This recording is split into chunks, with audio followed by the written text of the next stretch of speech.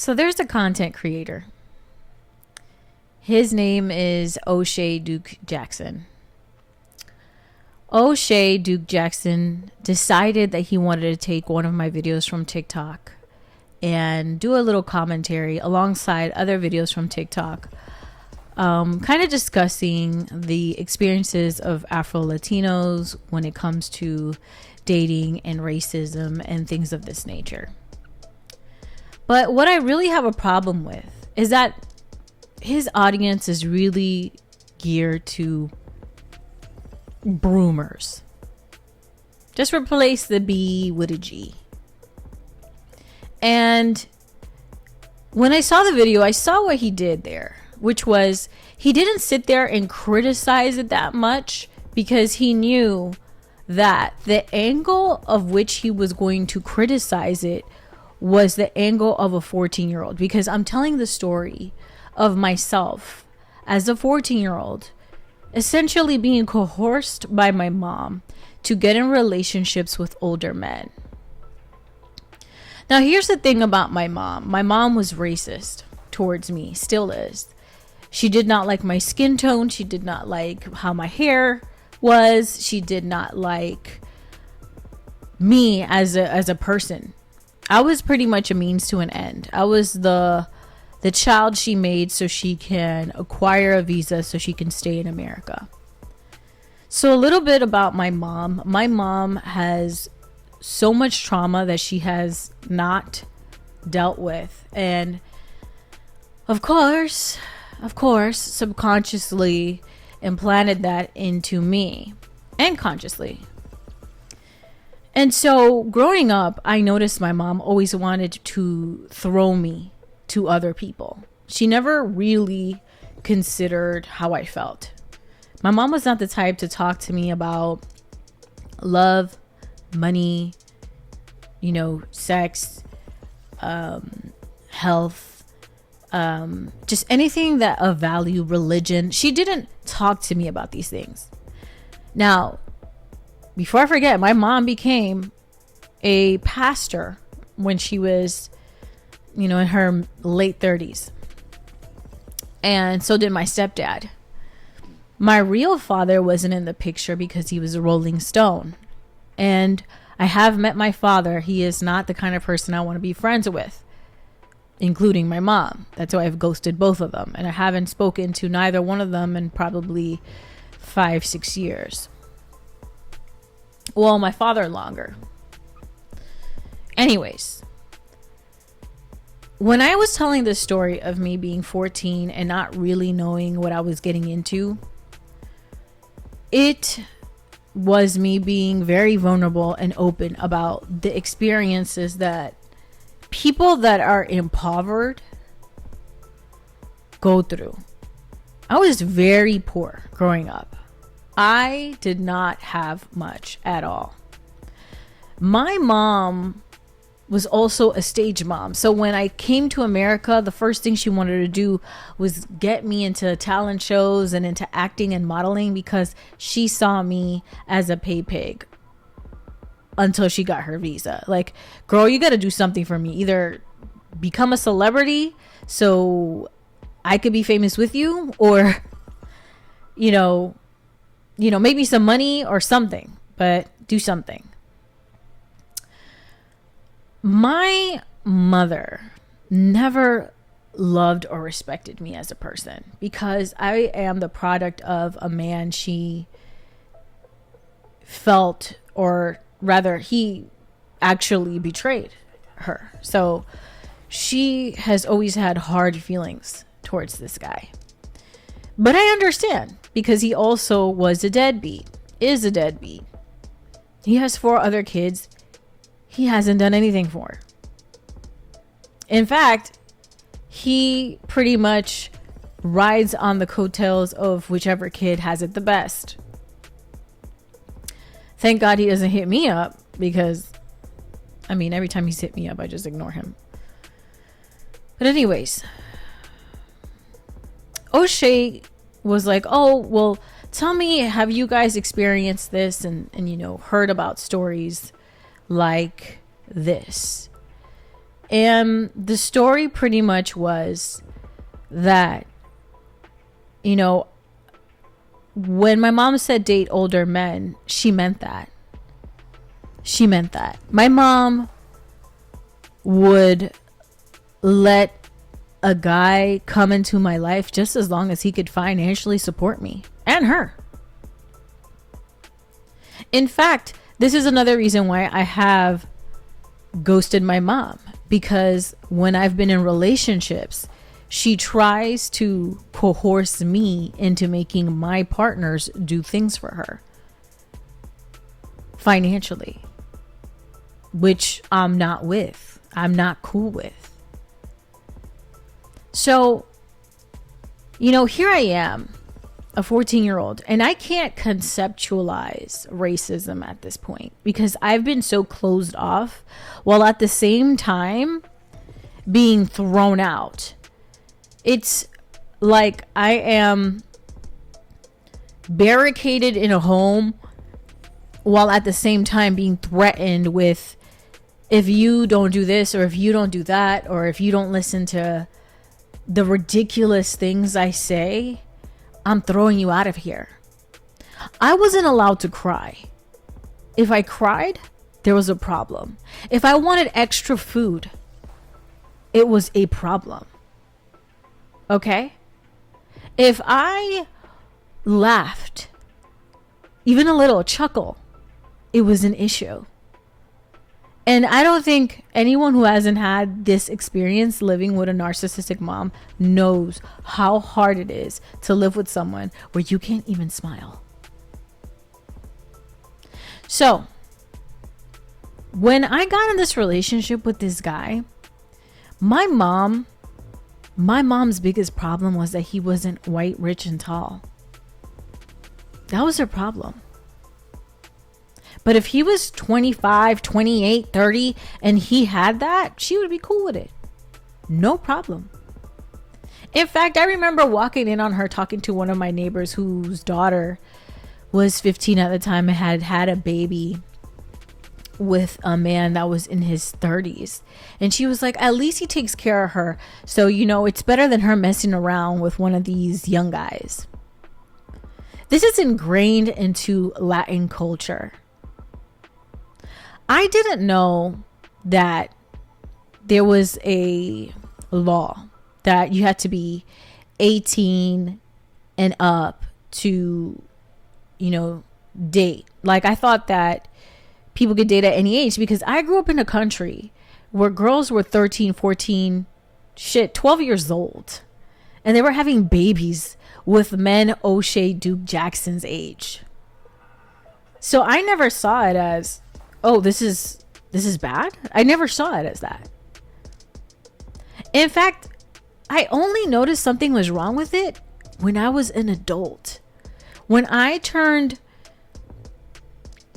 around 19 or 20 years old, it all started making sense. Why?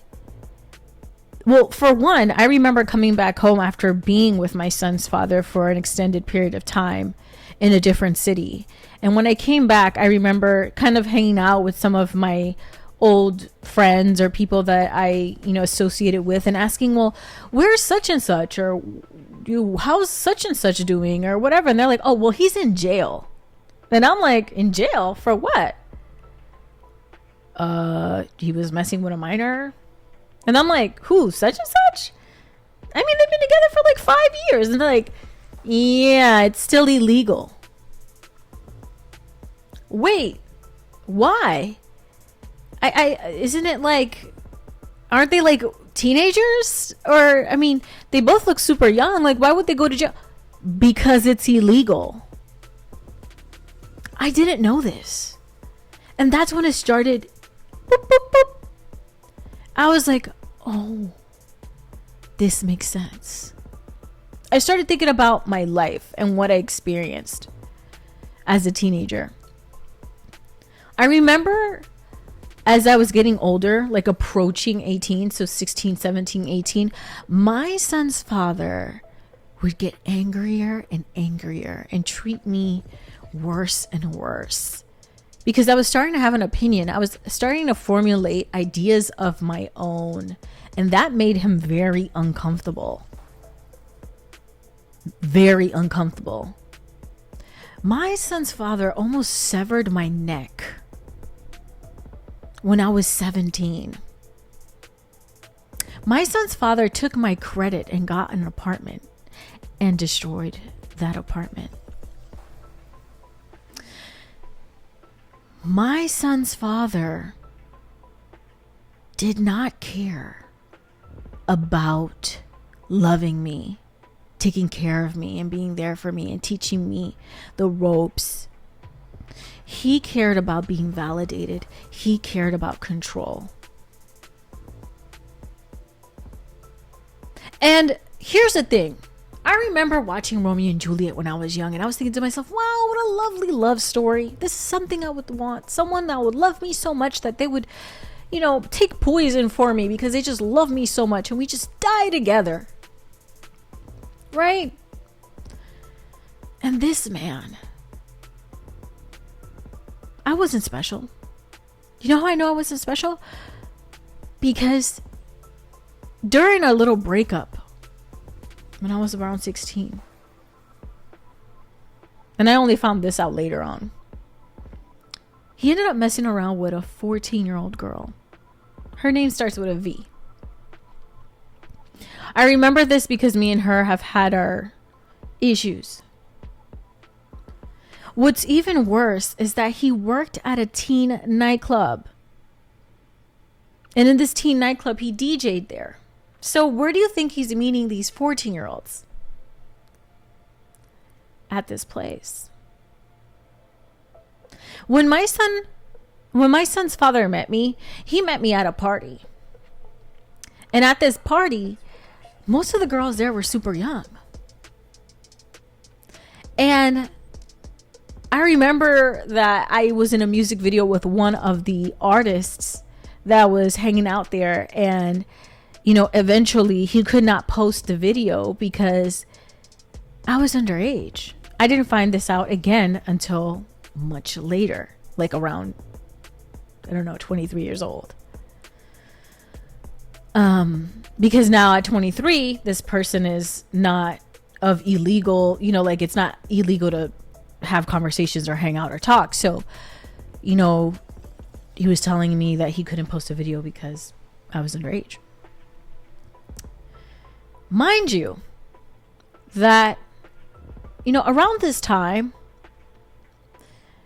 every girl that went out to clubs or parties, especially in, places where there was much older people that you could visibly see. Sorry. Not necessarily know their age, but you could visibly see that they were older. You wanted to seem cool. You wanted to be cool. So you're like, yeah, I'm 17. Yeah, That didn't change that I was a minor, even if I said I was 17. Either way, and I say this because men that mess with 17-year-olds, even when they're 20, 21, 22, they still get arrested. They still go to jail in Florida. Anyways, I meet him at this party. We link up. We start seeing each other. And again, he only knows me as one of the 17-year-old girls that is at this party. But when he finds out my real age about 2 years later, he says, I want a break. We go for a 1-week break. And when he comes back, he has a notebook filled with love letters and love songs dedicated to me. And my thing is, if you knew how old I was, you knew I was a minor when you met me, and then you find out that I'm actually younger than I am, why didn't you just stop talking to me? And furthermore, how come as I got older, you still messed around with younger girls. That tells me that you were just trying to act. You were trying to act like you had morals. You were trying to act like you were a good guy, a nice guy. But you were never that. You were a Gbroomer. You were there's a word for pedophile that likes teenagers, because I believe the one with the P is for like super young adolescent children. But you like young girls. And so it troubles me that there's men in this group, in this podcast, in this channel that think it's appropriate and say things like, oh, it's my fault. Sure. You clearly don't have a daughter. And if you did, I hope that you don't treat your daughter the way my mother treated me, because it was absurd.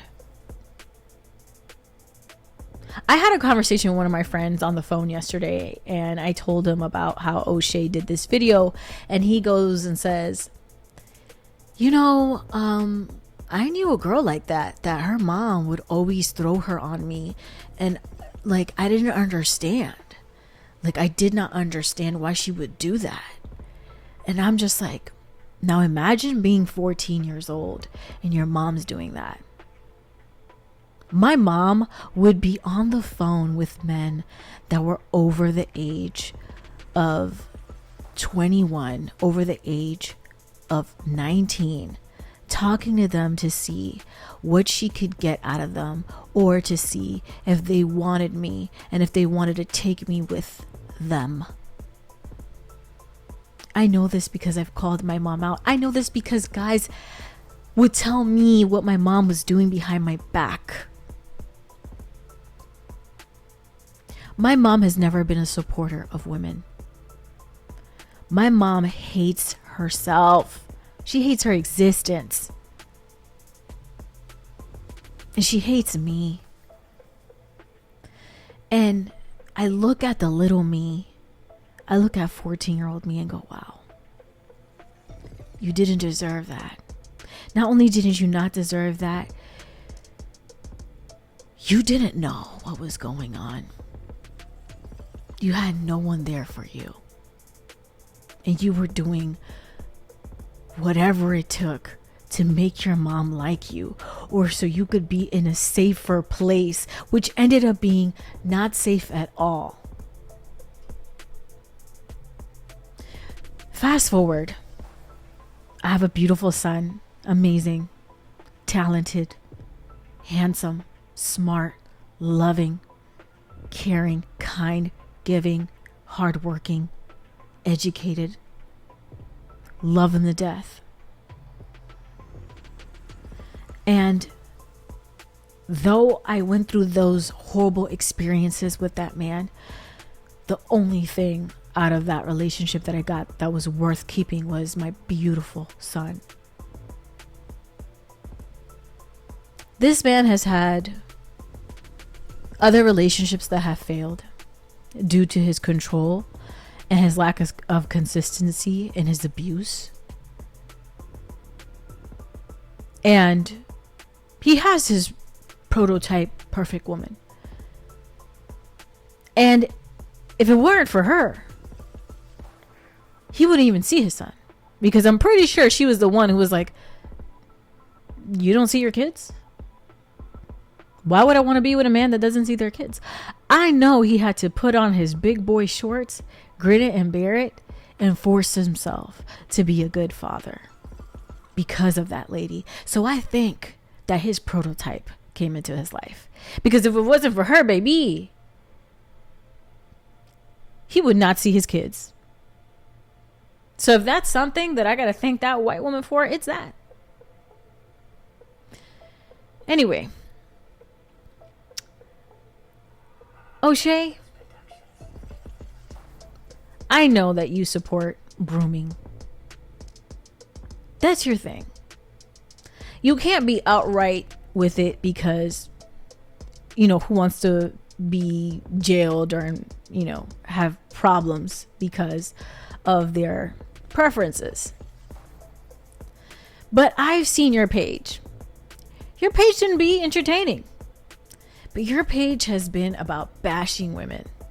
And what's sad is that you're bashing me without bashing me. You're letting people bash me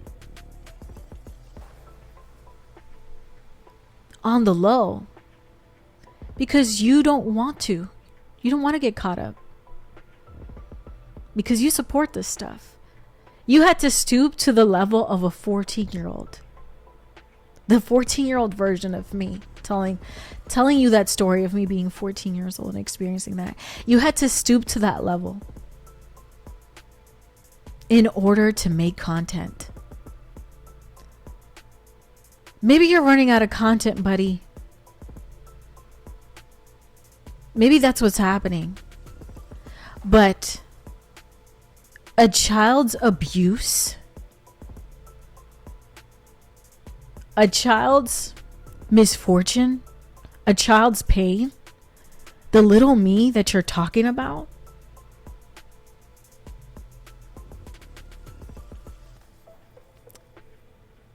that's not content.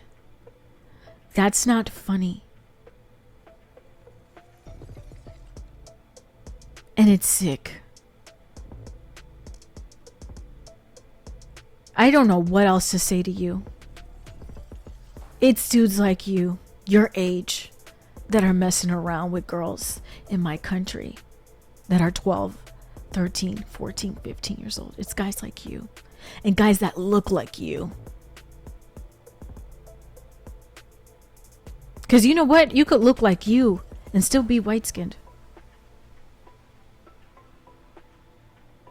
Looking bedraggled, a hot mess. And trying to make women feel bad for the decisions that they were forced into. It's unforgivable. You disgust me. Anyways, that's my response to your whack video. And to the people, the Afro-Latinos that experience racism, colorism, and also all the other things that comes with poverty. I hear you. I see you. Especially our young girls of color in these Latin countries who their parents undervalue because not only their skin color, but their gender. And the only thing they look at you as is a means to an end. It hurts my soul that this still happens. And our parents need to learn. They need to learn that their choices affect us deeply and hurt us long term. And living up to this white supremacist mentality will continue to destroy the self-esteem and self-worth of our girls. That's all. I wish you guys a beautiful week. Dropping some new content soon. And don't forget to like, comment, and subscribe to my channel for more content. Peace.